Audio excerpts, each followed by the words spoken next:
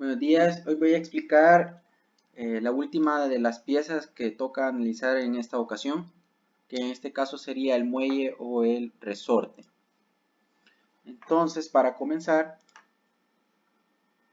vamos a hablar un poco acerca de la descripción y el funcionamiento del resorte en nuestra herramienta. Existen una gran diversidad de tipos de resorte.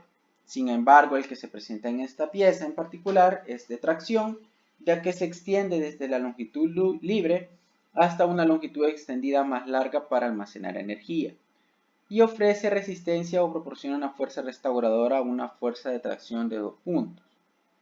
Estos se fabrican de alambre redondo y los extremos del resorte tienen ganchos o lazos para poder sujetarse a la herramienta. Su función principal es dar la abertura o de almacenar energía aplicada por el usuario para realizar la presión requerida en las mordazas de la pinza. Esta permite que mantenga su posición de cierre entre cada una de las mordazas, y esto se logra en conjunto con la unión de asas descrita en alguno de los videos anteriores. ¿Cuál es el tipo de material? Pues en este caso, la mayoría de resortes están dados por acero aliado de cromo vanadio para este tipo de aplicación. ¿Qué pruebas podemos realizar? Para el resorte, las pruebas que podemos realizar en particular solo podemos hacer de densidad y magnetismo. La densidad se calcula como la masa sobre el volumen, y el resorte nos da una masa de 1.01 gramos, mientras que el volumen desalojado que nos da es de 0.15 centímetros cúbicos, dándonos una densidad de 6.73 gramos sobre centímetro cúbico. Para la prueba de magnetismo se observó una fuerte atracción magnética. Por razones obvias y de dimensiones no se pudieron aplicar ni pruebas de dureza ni de chispa. Entonces, en conclusión, al menos para esta parte, podemos decir que el resorte tiene una función elemental dentro de nuestra herramienta, ya que sin el resorte toda nuestra herramienta no tendría funcionalidad, y que además podemos decir que está hecho de cromo vanadio, de una aleación de cromo vanadio. Ahora procederemos a analizar los esfuerzos que corresponden al resorte.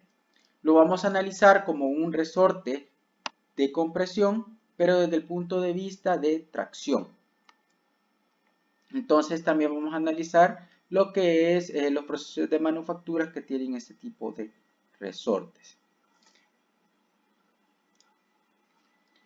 Podemos ver el resorte y de igual manera, como lo hemos hecho con las diversas piezas, nos vamos a auxiliar del programa de SolidWorks, al menos para este resorte, para poder determinar de forma práctica lo que son sus esfuerzos, pero también lo estaremos realizando de manera matemática. Partimos entonces con el material. Aceros al cromo vanadio. ¿Qué podemos decir de los aceros al cromo vanadio? Pues es que el cromo vanadio es un tipo especial de acero formado por aleaciones. Se conoce como ASTM A231 en la nomenclatura industrial y es utilizado en la fabricación de herramientas de aceros, resortes y aplicaciones de alta tensión. ¿Qué otros? Solo por mencionar los otros tipos de aceros que pueden fabricarse para resortes, tenemos aceros al silicio, al cromo silicio, entre otros, pero en este caso nos quedamos con cromo vanadio. Entonces, ¿de qué otra forma los podemos encontrar en la norma? Podemos encontrarlo en la norma AFNOR como 41S7. En el caso del cromo vanadio sería 51CB4. En la norma DIN como 51CRB4, y es un acero estándar de muelles para cargas elevadas, de 1370 a 1720 Newton sobre milímetro cuadrado. Las propiedades físicas, químicas y mecánicas del cromo vanadio le da tolerancia de carga, resistencia a la corrosión, dureza y características de comportamiento, haciéndolo una sustancia ideal para ciertas aplicaciones, Durante la fabricación, el cromo vanadio es estirado en frío y tratado térmicamente a través de la fabricación, brindándole propiedades para soportar las cargas de choque en temperaturas elevadas. Algunas propiedades físicas y mecánicas que nosotros podemos tener, dentro de las más importantes, los módulos de elasticidad tanto de corte, del módulo de elasticidad de 205 GPa, un módulo de corte de 80 GPa y una resistencia a la tracción máxima de 1240 MPa. Una vez conocidos todos estos datos, podemos proceder a realizar el análisis de esfuerzos. Hay que tomar en cuenta que el análisis de esfuerzos que nosotros vamos a realizar de un resorte no puede ser igual que el que nosotros realizamos a cualquier pieza, sino que tenemos un análisis respectivo para lo que es resorte. Para ello nos vamos a basar en el análisis de resortes de compresión. En primer lugar, necesitamos un dato sumamente importante para nuestro análisis, como lo es la constante de elasticidad. Esta viene dada a partir de la ley de Hooke, o nosotros la podemos obtener a partir de lo que son las dimensiones del resorte. Entonces, vamos a tomar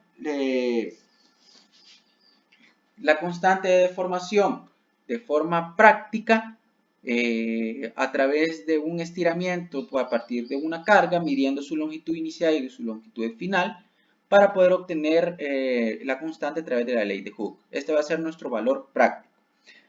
Y vamos a tomar como valor teórico la constante de elasticidad que se puede obtener a partir de las dimensiones del resorte. Entonces, ¿qué dice la ley de Hooke? La ley de Hooke nos dice que la fuerza va a ser igual a una constante de elasticidad por una deformación. Para ello utilizamos una masa de 1 kilogramo y nos da una constante de elasticidad de 3065.62 newton sobre metro. Y por parte de las dimensiones del resorte, para ello nos vamos a ayudar también del módulo de corte del resorte. Tenemos que nos da una constante elástica de 2800 newton metro. Entonces calculamos su porcentaje de diferencia o porcentaje de error y nos da 9.38. Por lo tanto podemos decir que está dentro del rango. Está dentro de un rango aceptable, de un rango del 10%. Ahora veamos el análisis de esfuerzo a resortes helicoidales sometidos a compresión.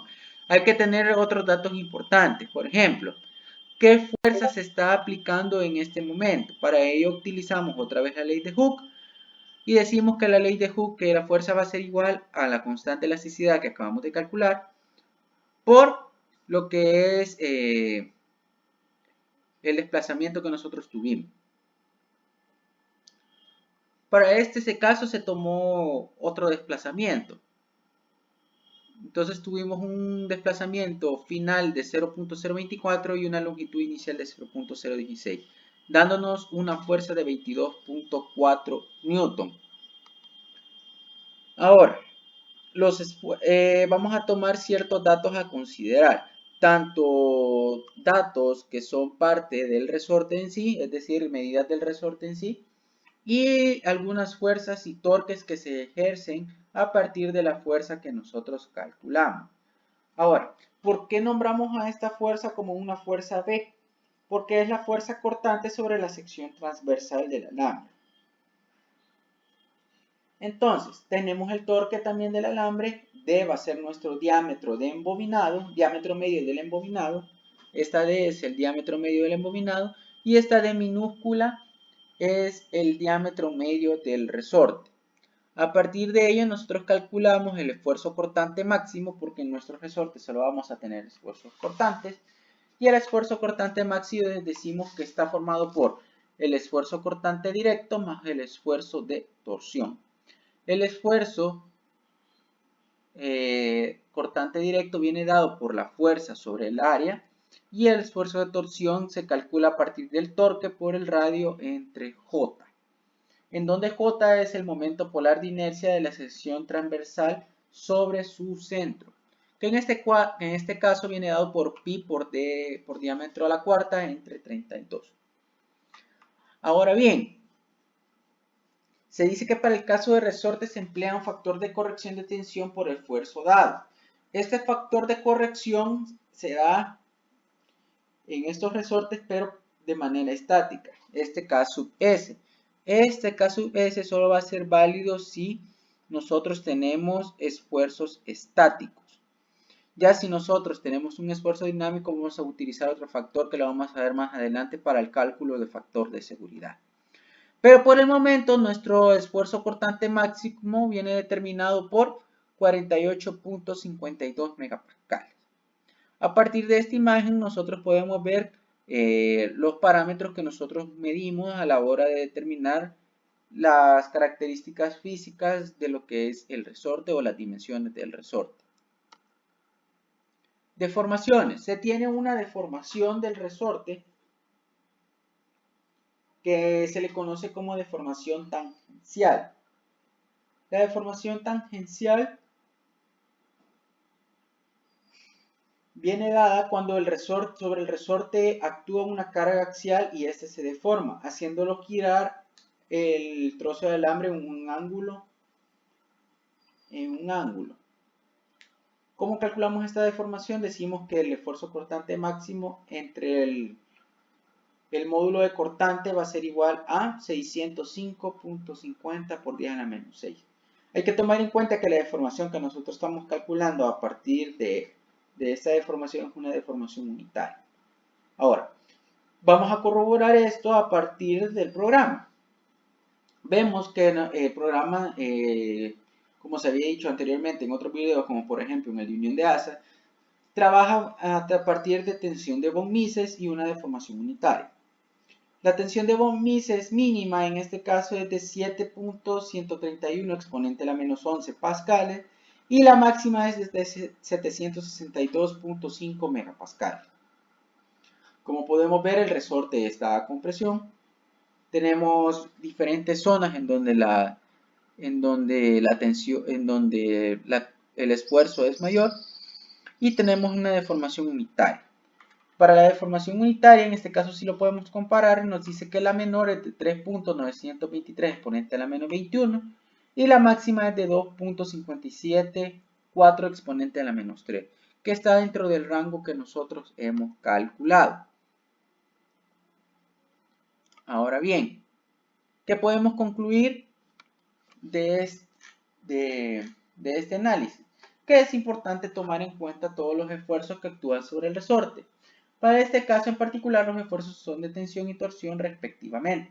Los esfuerzos son relativamente pequeños en comparación con su límite elástico y módulo de cortante, por lo que el cromo vanadio representa una opción viable para esta herramienta de mano, ya que los demás materiales son para situaciones de mayores esfuerzos, por lo que saldría más caro e innecesario. Corrigiendo lo que había dicho anteriormente, entonces el resorte se encuentra a tensión, no a compresión, como lo podemos ver en la zona de color verde por acá. Ahora hablemos de la relación y funcionamiento y el proceso de producción propuesto. En este caso decimos que la aleación IC 6150 se utiliza en la producción de componentes forjados de sección transversal mediana y grande, que requieren alta resistencia a la tracción y tenacidad y se emplea para resortes de hojas automotrices. También resortes de válvula, abasto de presión, entre otras cosas. Pero ¿qué es lo importante con la relación con las propiedades? Que este resorte nos da su constante elástica es la apropiada para poder funcionar con la herramienta. ¿Por qué? Porque está expuesta a mucho rozamiento y esta debe sufrir el menor desgaste posible. Ahora, procesos de producción propuestos. En este caso nosotros podemos hablar de dos procesos. La fabricación mecánica de los resortes, en donde nosotros enrollamos o doblamos el alambre del resorte a la forma del resorte específico. La mayoría de los casos este enrollamiento se hace en caliente, ¿sí? O se hace a través de un conjunto de rodillos que tiran del cable de resorte hacia la guía del cable. Más adelante, en la tercera parte de este análisis, nosotros vamos a hablar más a profundidad de ello. Y podemos también hacer un proceso de producción del resorte a partir de nuevas tecnologías como lo que es la CNC, en donde tenemos ya CNC que son propias para enrollamiento de resortes. Entonces, vamos a la última parte en donde vamos a hablar de los procesos de fabricación y los factores de seguridad. En este caso, nosotros vamos a calcular el factor o margen de seguridad a partir de una serie de tablas que nos van a permitir obtener los esfuerzos últimos, como lo podemos ver a continuación. Aquí aparece solo una tabla, pero se utilizaron dos tablas para poder calcular esto. Primero vamos a calcular la resistencia última. Primero vamos a calcular la resistencia última y para ello nos auxiliamos de la primera tabla. ¿Qué vamos a hacer en este caso? Vamos a tomar los datos de la tabla. Para este caso nos vamos a basar en el área, nos vamos a basar en el diámetro y el valor de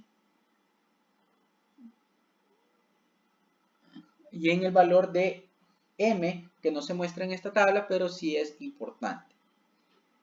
En este caso, entonces tenemos una resistencia última de 2081.59 megapascal.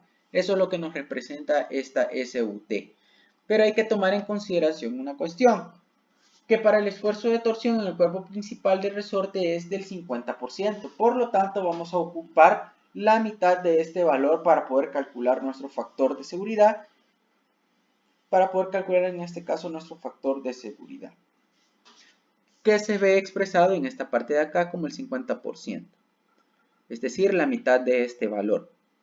Ahora, para el factor de seguridad vamos a calcular el factor de tensión máximo que viene dado por que se diferencia del anterior calculado porque aquí sí tomamos en cuenta el factor dinámico y para ello utilizamos una K sub B, que va a ser la constante de factor dinámico del resorte.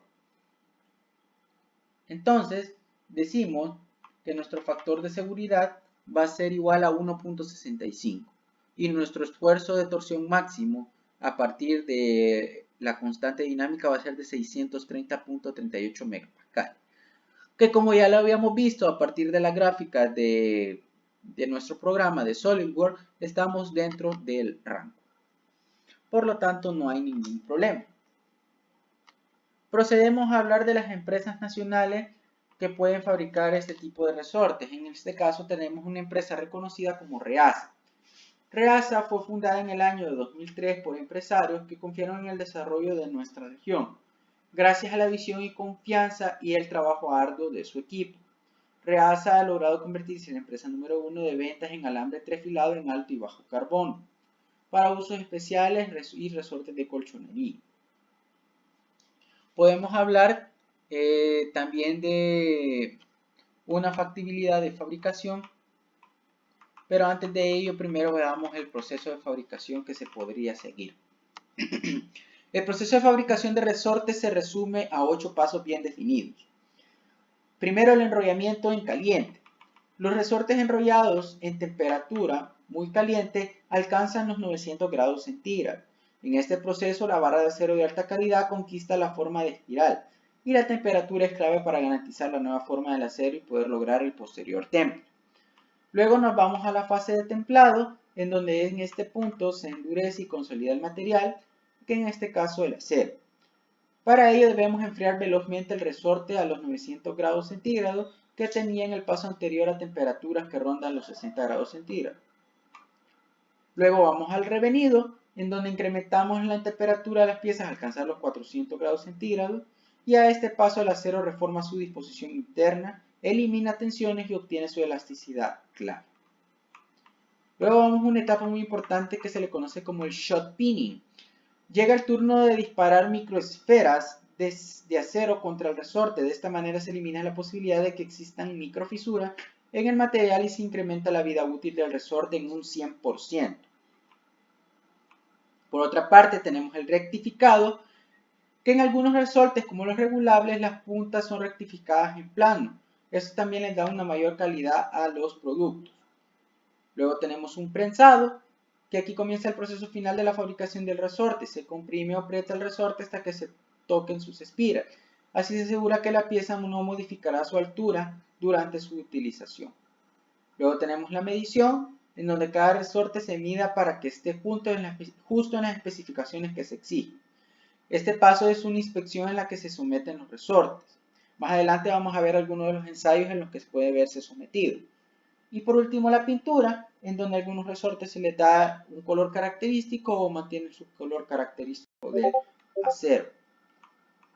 Hablando de factibilidad de fabricación, ya habíamos dicho anteriormente que lo más fácil sería conseguir una CNC para fabricación de resortes, que en este caso la máquina de CNC rondaría un costo de $11,000. Por lo tanto, lo más factible sería conseguir una fabricación de CNC que, aparte de hacernos los resortes, podría realizar otro tipo de maquinabilidad, y lo que nos proporcionaría diferentes productos y no solo resortes, lo cual vendría dado en una mayor ventaja a la hora de las ganancias. Ahora veamos algunas de las normas y ensayos aplicables.